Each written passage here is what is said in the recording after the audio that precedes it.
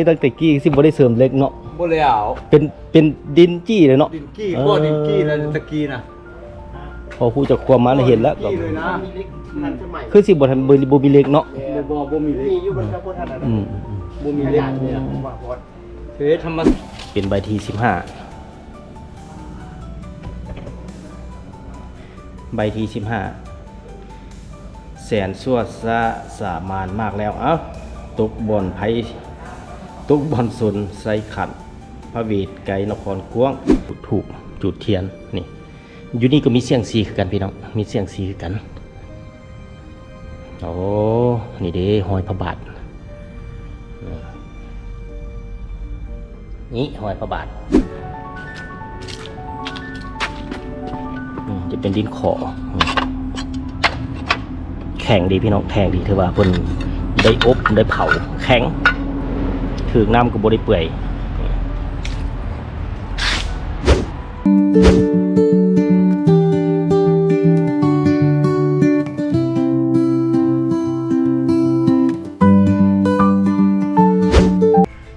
สบายดียินดีต้อนรับเข้าสู่ช่อง YouTube สวัสดิ์บรรณามาตอนที่2ข้าพเจ้าเองจะนำพาท่านผู้ชมไปรับชมเบื้องนั้นพี่น้องเนาะต่อจากตอนที่แล้วนี่ไปพูดแล้วไปรับชมเบื้องนั้นหลังจากนั้นก็จะออกไปชมทางเบื้องเพิ่นขายเครื่องในยามมือบุญในงานบุญพระบาทพ้นสันพี่น้องก่อนจะไปติดตามรับชมก็ขอฝากกดไลค์กดติดตามกดกระดิ่งจะเตือนช่อง YouTube สวรรค์บรรณาเด้อท่านผู้ชมเพื่อจะได้รับคลิปวิดีโอใหม่มาให้ท่านผู้ชมรับชมไปรับชมพร้อมกันย่างไปตรงไปก็เลยจะไปทางนี้ก่อนหลังจากน่าจะออกไปพุ่นพอพูดแล้วก็ย่างกลับเมืองพี่น้องไปทางนี้ก่อนนี่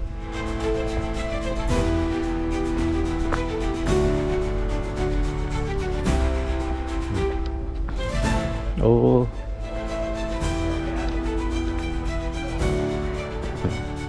คือว่ามีน้ำบ่เลยโอ้มีน้ำ ถือว่าจุดนี้เพิ่นตั้งกุฏิหรือว่าบนคูบาจุดน้อยพักผ่อนนอนกับนั่งอยู่ถึงเป็นพลานหินมัดพี่น้อง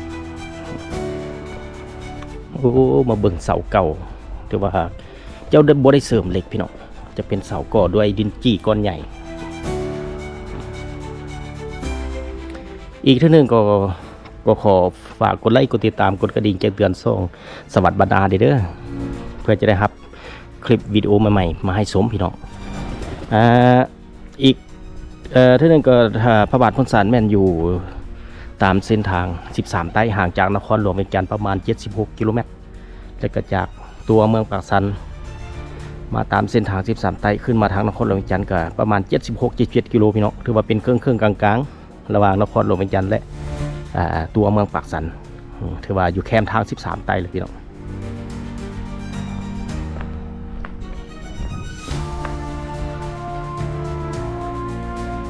ดินจี้ก้อนใหญ่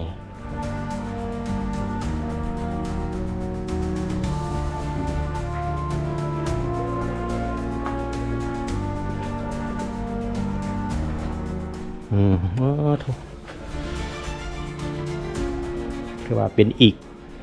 สถานที่หนึ่งที่ว่าเป็นสถานที่ดึงดูดนักท่องเที่ยวที่กายไปกายมาก็ได้มาแวะชมเพื่อมาเห็นแบบตึกเก่าๆตึกสมัยตะกี้พี่น้อง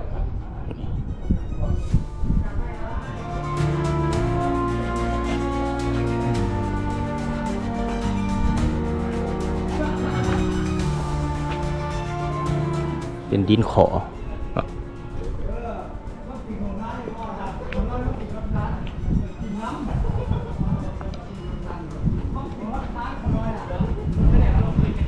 นี่จนนั้นก็จะเห็นครูบาเลยจนน้อยเนาะขึ้นไปฟังเทศฟังธรรมอยู่ในกุฏิแห่งนั้น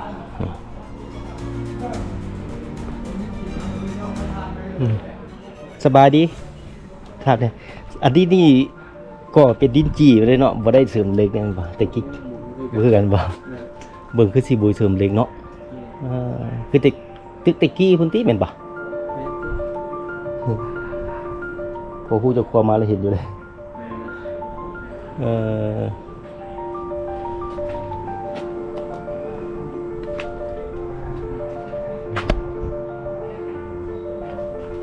ในส่วนเบื้องในนี่ก็จะเห็นเป็น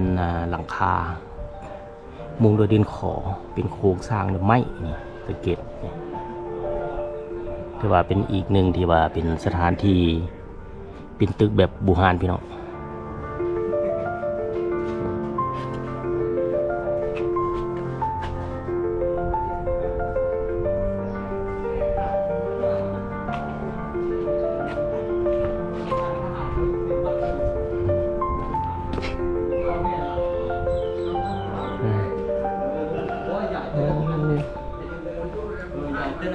เลยสบายดี สบายดี มาถ่ายวิดีโอโอ้เสาอันนี้ตั้งแต่กี้สิบ่ได้เสริมเล็กเนาะ บ่แล้ว เป็นดินจี้เลยเนาะ ดินกี้ก็ดินกี้แล้วตะกี้น่ะ พอผู้จะความมาแล้วเห็นแล้วก็ กี้เลยนะ คือสิบ่ทันบ่มีเล็กเนาะ บ่มีเลยมีอยู่บนพระพุทธรูป อืม บ่มีเล็กเนี่ยว่าพอดเฮ้ยธรรมชาติมีคนตะกี้เพิ่นบ่มีเล็กเด้ เออถือว่าได้ไว้เป็นที่ระลึกเบิ่งเนาะ ที่ระลึกแล้วเนี่ย บุญแล้วเลยเนาะแล้ววางได้แล้วเด้อเนาะอืม เดือน1เดือน2ตุกเดือน3 เดือนสามก็ไปไกลมา บุญเมืองเฮาก็เบิดแล้วเนี่ย ฮะ เบิดบุญแล้วเนี่ย เออ เนี่ยก็สงกรานต์นี่นะบัดนี้ สงกรานต์กันลิ้นบ่อยู่นี่ ลิ้นน่ะบ่ เฮ็ดอยู่นี่บ่โอ้โห แต่ว่าอยู่นี่ก็ลิ้นคือกันก็จะโอ้คนละลาย อืม คุณพ้นสั่นพุทธลายนะ พ่นสันพ่นละ นั่นแหละพุทธลายคนลิ้น ว่าเขามาลิ้นหน้าลิ้นอย่างเขาลิ้น โอ้ โอ้ยนาไซปีนี้กับวานเขาก็มีระวงลงพอได้ปีอ่ะ สิฮอดแล้วเด้อ อะไรได้ยังไง นี่ท่านผู้ชมก็จะเห็นเป็นบ่อนน้ำมีปลานี่มีหัวพญานาคอยู่ในจุดนี้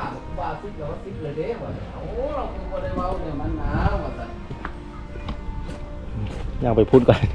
เลาะ พานอนพาแนนคุณดิ หึยังบ่ฮอดบ่ โอ้เฮ้ยละ ไอ้จวนนอนตะกี้น่ะพานเหนื่อยหลายของงานเหนื่อยหลายพานอะไรเจ้าสิเอาหยังกับว่าจากนั้นหยังโลก นี่ท่านผู้ชมจะพาผู้ชมไปรับชมพระใหญ่นอนอยู่ในจุดนั้นเนาะที่ว่าเพิ่นได้ปฏิสังขรณ์ปั้นพระนอน ที่จริงแล้วจะมีประวัติที่ไปที่มาเนาะประวัติที่ไปที่มามีผู้อธิบายนี่จะเข้าใจเป็นหยังที่ไปที่มาเพชรผู้ปั้นพระนอนนี่ก็จะเป็นประมาณนี้ เบื้องในก็จะเป็นกุฏิโอ้ถือว่าเป็นครั้งแรกที่ว่าได้มาลอดในยามมื้อเว้นที่ว่ามาเห็นสภาพสวยงามพี่น้องนี่ว่า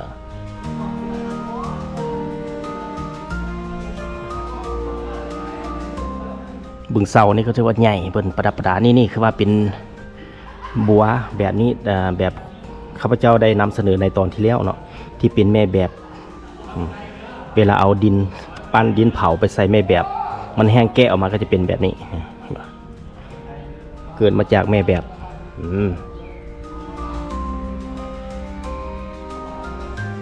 ท้องใหญ่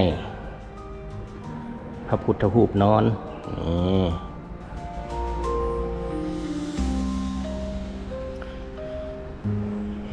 เสียงซีกับพี่น้องมาฮอดแล้วต้องเสียงซี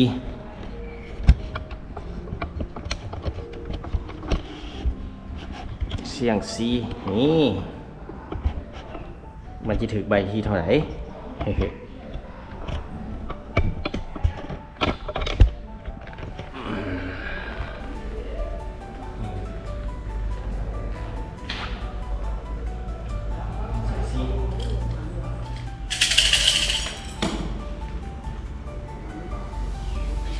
ใบที่15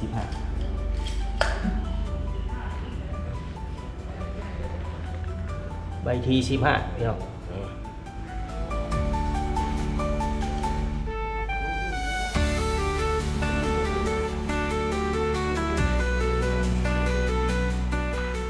เดี๋ยวเตะเราพี่น้องใส่ใบที่15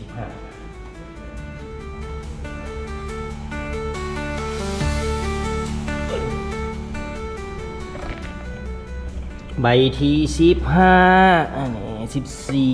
14นี่15นี่เป็นใบที่15 ใบที่15แสนสั่วซะสามานมากแล้วเอ้าตกบอนไผตกบอนสุนใส่ขันพระเวทไกนครกวงปีนี้สตาท่านเห็นจะพลอยพัดภาคทุกอย่างลำบากย้อนสาวบ้านบทสูนแท้แล้วอันหนึ่งลาบยศนั้นจะหายหลีกไกหนีแต่เจ้าจะมีคนสูโลกภัยบ่มาไกลแม้นว่าศึกษานั้นเพียรเนื้ออย่าประมาทเก่งจักเสียท่าย้อนความค้านเที่ยงจริงเนาะมันก็จะเป็นใบเชียงสีเป็นความเชื่อของส่วนบุคคลพี่น้องมันจะถึงใบอย่างเขาก็แล้วแต่เป็นการความเชื่อส่วนบุคคลพี่น้องเนาะ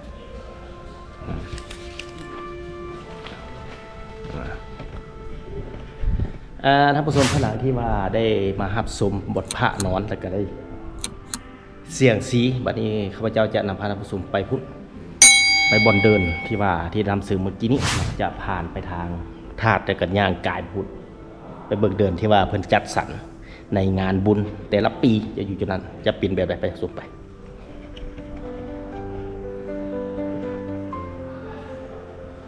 ทางถึงงามอีหลีพี่น้องสวยงามนี่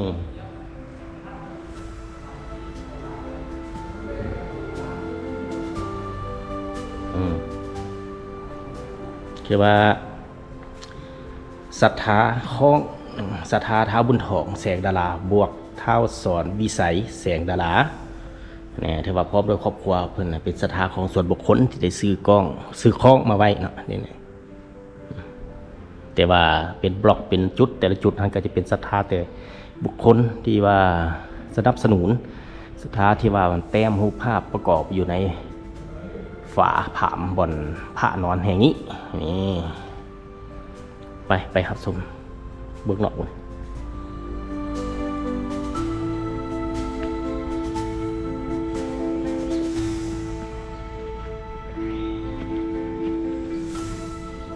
ที่ว่าจะผ่านไปทางนี้ลาดเนี่ยไปพวกนั้น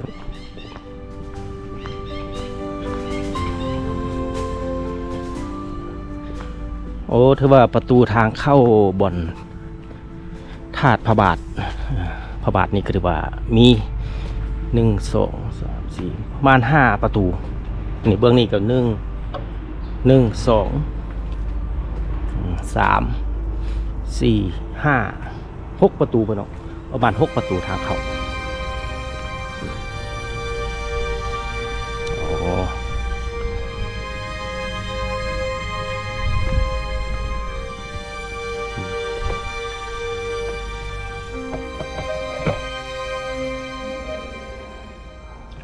บัดนี้พาท่านผู้ชมนี่มาเห็นเบื้องในห้อยพระบาท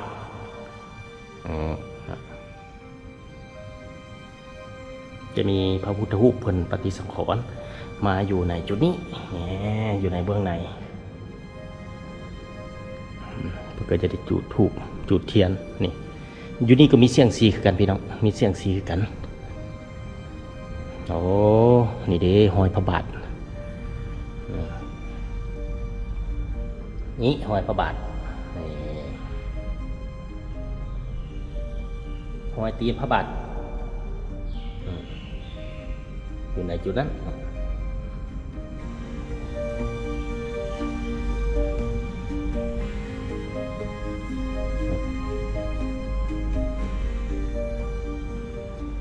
นี่มาจุดธูปจุดเทียนคำไหว้พระ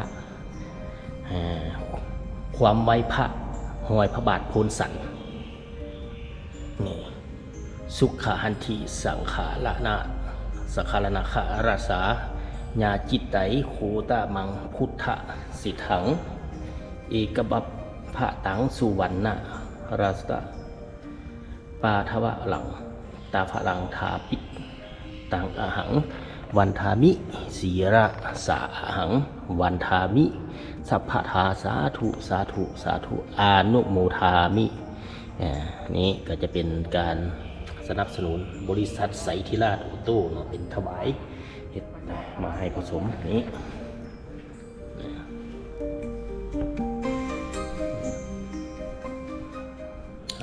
นี่เป็นจุดที่ว่า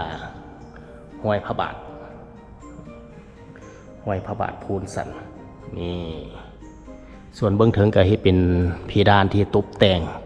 ทาสีลวดลายต่างๆครบพี่น้องถือว่าต้องมีผู้อธิบายว่าที่ไปที่มารูปแต่ละรูปนี่เราจะอยากได้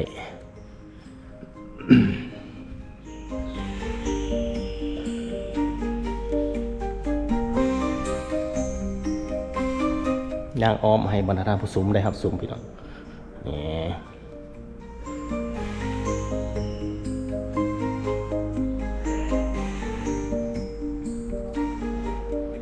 เป็นมุม360ย่างอ้อมหอกนี่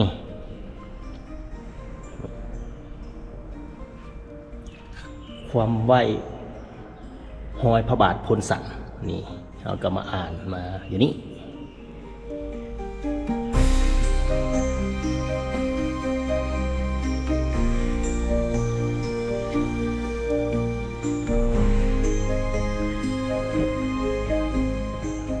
เป็นยังไงท่านผู้ชมมาฮอดนี่ข้าพเจ้าก็จะออกไปเบื้องนอกไปเบื้องตึกอีกจุดหนึ่งจุดเดินที่ว่าเพิ่นบนจัดงานบุญคือข้าพเจ้าได้เสนอเมื่อก่อนนั้นไปเบื้องก่อน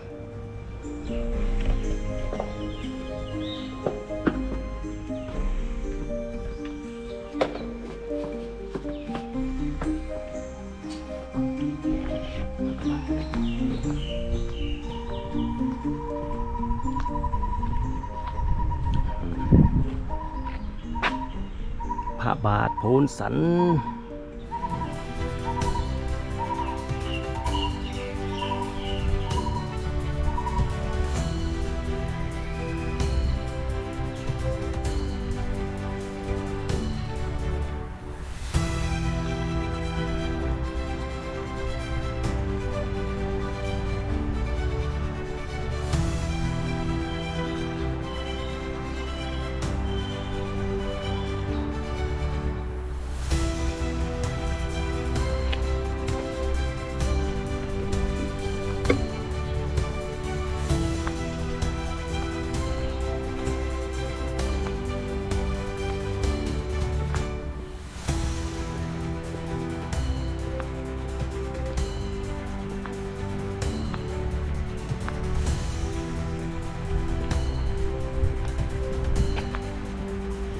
พูดยาวออกไปเบื้องนอกปุ่นละไกลๆปุ่นเบื้องนั้นปุ่นละ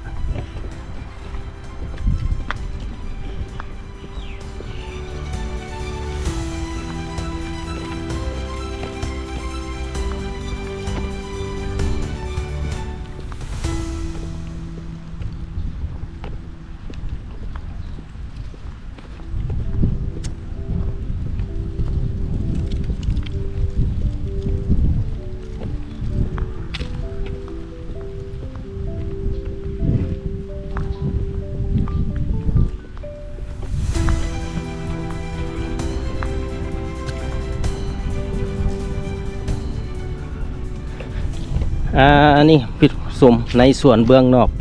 กำแพงของธาตุก็จะเห็นเป็นเดินกว้างๆนี่ในยามบุญมันก็จะจัดเป็นวงดนตรีค่าขายเครื่องต่างๆที่ว่าอยู่ในเดินพระเจ้าอยู่ในนั้นนี่ถือท่านผู้ชมเห็นที่รถแล่นท่านก็จะเป็นถนน13ไตที่มาจากทางนครหลวงเวียงจันทน์นี่จะมานี่เห็นรถแล่นท่านก็ว่าถนน13ไตอยู่ใกล้ๆเลยพี่น้องอยู่แคมทางถนน13ไตเลย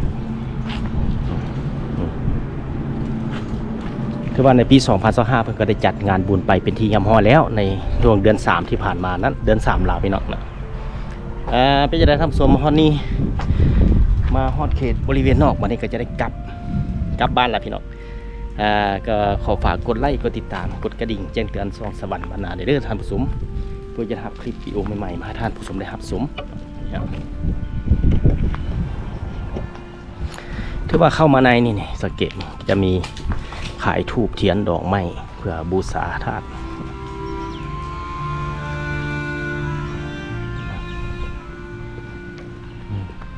สบายดี ขายดอกไม้นี่เพื่อนก็จะขายดอกไม้บนทางเข้าพี่น้องที่ว่าเราสามารถมาบูชามาซื้อดอกไม้บนอยู่ในทางเข้านี่จะขายดอกไม้อยู่ทางเข้าเบื้องนี้เข้ามาก็จะเห็นเนาะมาซื้อดอกไม้แล้วก็ไปบูชาธาตุก็ถือว่าได้มาฮอดพระบาทโพนสันมาดิจะได้กลับไปพุ่นละ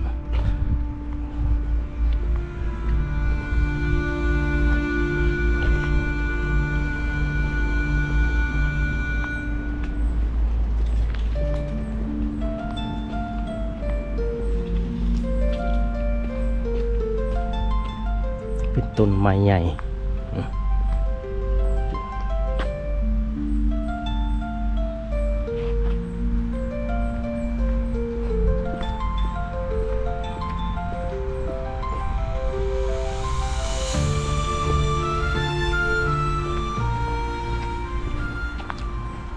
ต้นหมักเตานี่หมักส้มๆไปเนาะหมักกอกน้ำต้นหมักกอกน้ำ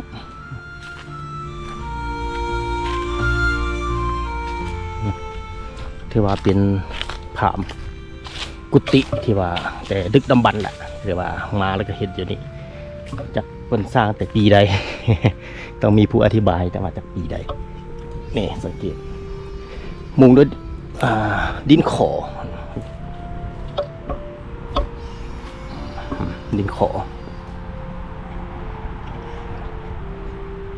สังเกตเบื้องดินจีนี่ที่ว่าเป็นดินจีก้อนใหญ่แต่พี่ดูสมัยตะกี้เป็นดินจีก้อนใหญ่แล้วก็ทนทานอีหลีนี่สังเกตดูมาได้หลายปีแล้วนี่แข็งก็ว่าแข็งดีดินจีตะกี้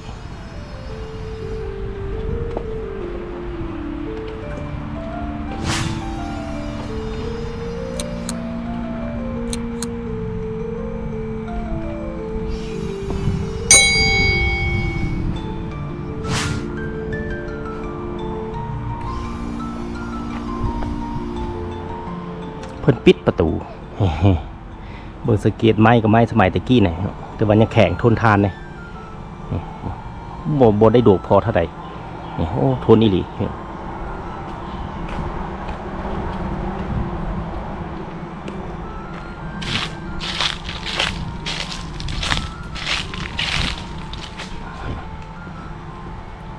ตูบผาม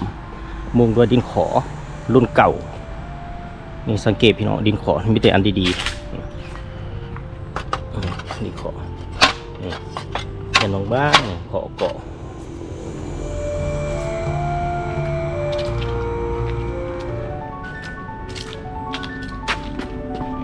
จะเป็นดินขอ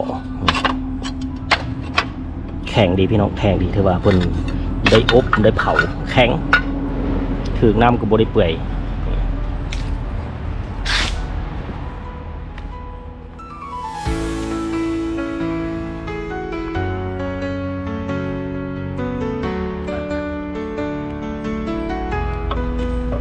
เป็นยังไงท่านผู้ชมมาฮอนนี่การนำเสนอวิดีโอตอนที่ 2ของทีมงานช่อง YouTube สวรรค์บรรณาขอจบเพียงเท่านี้ขอขอบใจทั้ง FC ทุกคนที่ให้การสนับสนุนติดตามช่องสวรรค์บรรณาด้วยดีเสมอมาเด้อมาฮอนนี่ขอลาไปก่อนพบกันใหม่ตอนต่อไปบ๊ายบาย